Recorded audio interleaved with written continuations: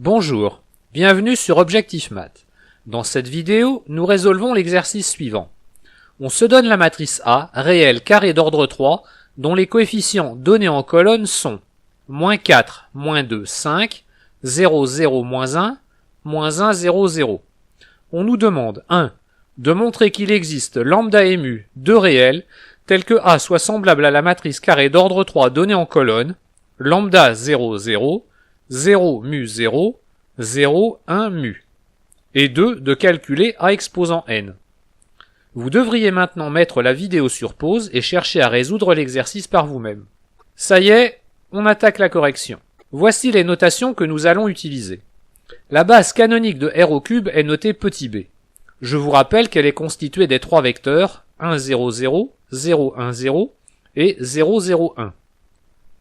On notera F, l'endomorphisme de R cube, canoniquement associé à grand A, c'est-à-dire que A est la matrice de F dans la base canonique. La matrice identité carrée d'ordre 3 sera notée simplement grand I, alors que l'application identique de R cube dans lui-même sera notée ID. Calculons le polynôme caractéristique de la matrice A. Nous noterons qu'I, ce polynôme, qui est défini comme le déterminant de A moins X fois I, ce qui donne ici ce déterminant 3, 3. On commence par effectuer l'opération élémentaire suivante. On remplace L3 par la somme des trois lignes, qui ne change pas le déterminant, mais qui permet de factoriser par -1 moins x, qui apparaît sur la troisième ligne. Je ne vois pas trop quoi faire d'utile sur le déterminant restant, alors je le développe méthodiquement, par exemple par rapport à la troisième colonne. On obtient alors qu'I égale à -1 moins x facteur de x au carré plus 3x plus 2, qui se factorise alors facilement, qui est égal à moins x plus 1 au carré facteur de x plus 2. Si vraiment on ne voit pas au départ une opération élémentaire simplifiant le calcul, on peut toujours développer le déterminant 3, 3, puis chercher des racines faciles et même utiliser les informations données par l'énoncé. Le polynôme caractéristique devrait avoir une racine double, que l'on trouve facilement en dérivant le polynôme caractéristique. Les valeurs propres de A sont maintenant immédiates à déterminer.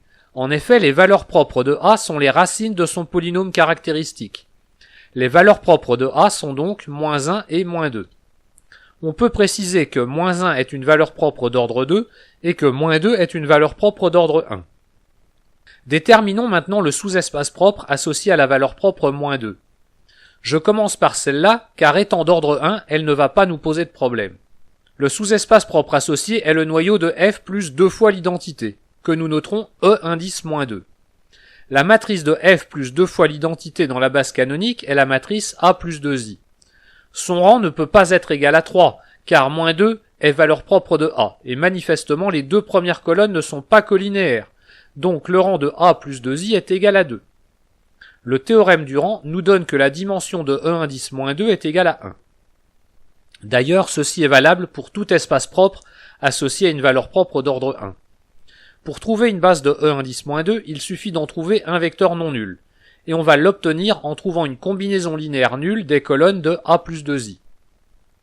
Pour annuler la première composante, nous sommes amenés à calculer la première colonne moins 2 fois la troisième colonne.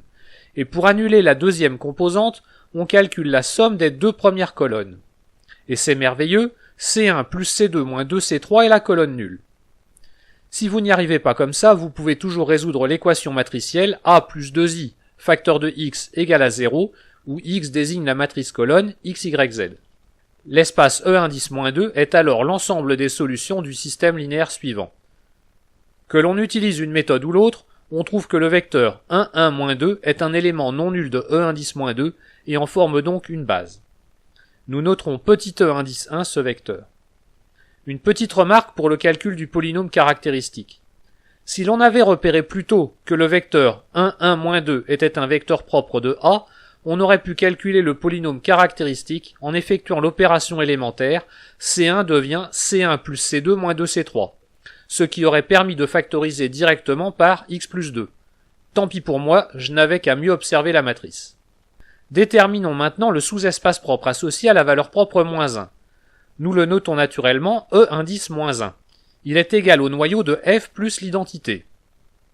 Comme -1 est une valeur propre d'ordre 2, sa dimension à E indice moins 1 est au moins égal à 1, mais au maximum égal à 2.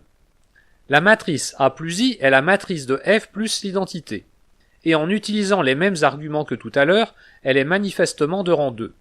E indice moins 1 est encore, par le théorème du rang, de dimension 1. Encore une fois, on peut essayer de trouver directement une base de E indice moins 1 en effectuant des opérations sur les colonnes de A plus I. Pour annuler la première composante, nous sommes amenés à calculer C1 moins 3C3.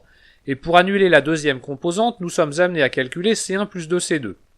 Le calcul de C1 plus 2C2 moins 3C3 donne bien la matrice colonne nulle, ce qui prouve que le vecteur 1, 2, moins 3 appartient à E indice moins 1. Notons ce vecteur petit e indice 2. Encore une fois, quand on ne trouve pas d'opération simple sur les colonnes, on peut se rabattre sur le système linéaire dont l'équation matricielle associée s'écrit A plus I facteur de grand X égale à 0. Nous venons de trouver deux vecteurs propres de A. Nous allons maintenant compléter cette famille. En effet, la famille E1, E2 est libre, mais ce n'est pas une base de R3. Il nous manque un vecteur. Mais où le prendre? Nous avons vu que moins 1 est une valeur propre d'ordre 2. D'où l'idée de déterminer le noyau de F plus identité au carré, dont la matrice dans la base canonique est A plus I au carré que voici. Elle est clairement de rang 1, puisque les colonnes sont toutes proportionnelles entre elles.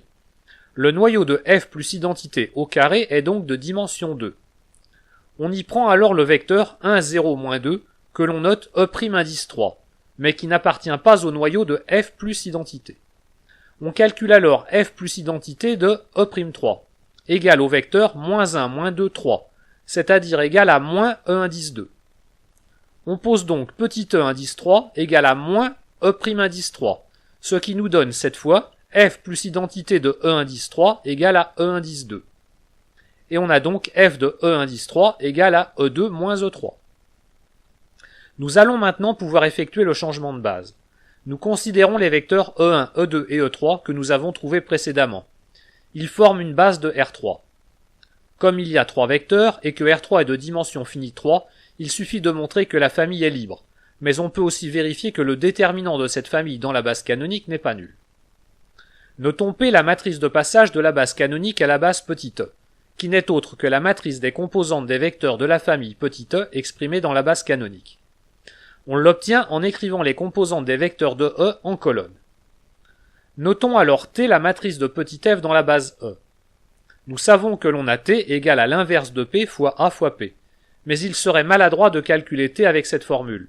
Il est préférable de calculer directement la matrice de f dans la base E, car f de E1 est égal à moins 2E1, d'où la première colonne, moins 2, 0, 0, f de E2 est égal à moins E2, d'où la deuxième colonne 0, moins 1, 0, et f de E3 est égal à E2 moins E3, d'où la troisième colonne 0, 1, moins 1. Pour calculer A puissance n, nous allons avoir besoin de l'expression de l'inverse de P. Pour une matrice 3-3, on peut utiliser la formule inverse de P égale à 1 sur déterminant de P multiplié par la transposée de la comatrice de P. Ou alors résoudre l'équation matricielle P fois X égale à Y, où X est la matrice colonne dont les coefficients sont les inconnus X, Y et Z, et Y la matrice colonne dont les coefficients sont les paramètres A, B et C. Je vous laisse choisir la méthode que vous préférez. On obtient que l'inverse de P est la matrice 3-3 donnée en colonne, 4, moins 2, 1, 1, 0, 1, 2, moins 1, 1. Calculons maintenant T exposant n. Je vous redonne la matrice T. On calcule sans problème T au carré et T au cube, à partir desquels on trouve l'expression générale de T exposant n, que l'on démontre par exemple par récurrence. Pour effectuer le calcul de A puissance n, il sera même plus simple de la décomposer avec les deux termes suivants. On pourra même décomposer la deuxième matrice en une autre somme pour isoler le terme en dehors de la diagonale. Il ne reste plus qu'à calculer A exposant n. En considérant petit n un antinaturel et sachant que A est égal à P fois T fois l'inverse de P, on obtient par récurrence que A exposant n est égal à P fois T exposant n fois l'inverse de P. En remplaçant par l'expression de T exposant n trouvée juste avant, et en tenant compte aussi de l'expression de l'inverse de P, on finit par arriver à l'expression suivante. Voilà, cette vidéo est terminée, vous pouvez me laisser des commentaires et me poser des questions. À bientôt sur Objectif Math.